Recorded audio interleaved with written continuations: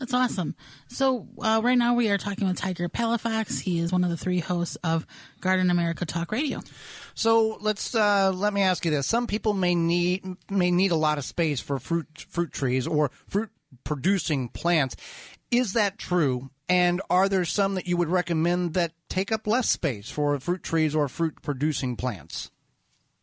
So let's start off with fruit trees. A lot of people don't know this, but fruit trees like stone fruits, apples, nectarines, plums, pears, peaches, you can grow those in actually very confined space in the sense of there's a process where you can put 3 trees in one hole.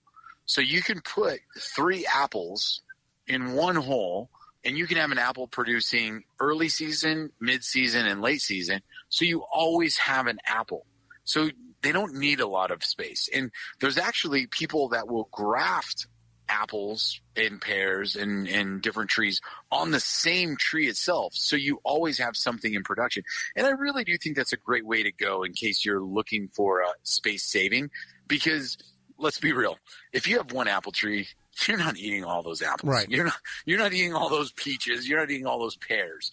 So why not make it where you have a limited tree space, but you get a few apples throughout the whole year? You're going to use those a lot more. So there are some techniques when it comes to stone fruits.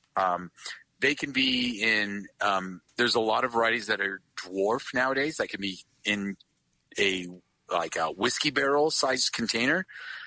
So, if you're looking for something on a patio or a porch or small area, there are some dwarf stone fruit trees. But like I said, if you're looking for a confined space and you only have a few feet to spare for your fruit trees, you can fit them in a hole. Now, if you are growing a citrus, that's a different story. Citrus trees, if you're in a confined space, I would just recommend putting them in something the size of a half whiskey barrel and keeping them in that, because that's going to really restrict the growth. You're going to be able to maximize that. And if you're a lemon eater, you will never be able to eat all the lemons on that dwarf citrus that it produces. Lemons are ever bearing, and so it just means they're constantly in and out of production. And I have a lemon tree in my backyard, and I am constantly giving away lemons.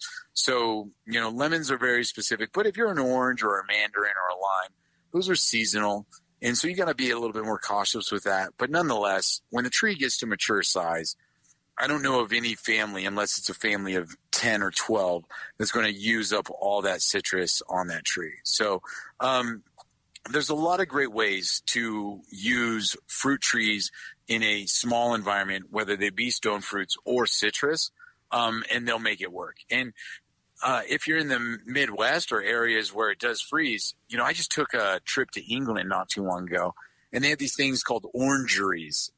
They're basically big indoor greenhouses where they move their citrus in for the wintertime. And, maybe you don't have an orangery, but you do have an area that maybe you can move that citrus tree inside a front room that gets a lot of light, or a greenhouse.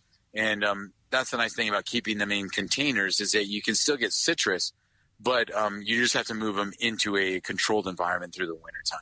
For more information, please visit thewisconsinvegetablegardener.com.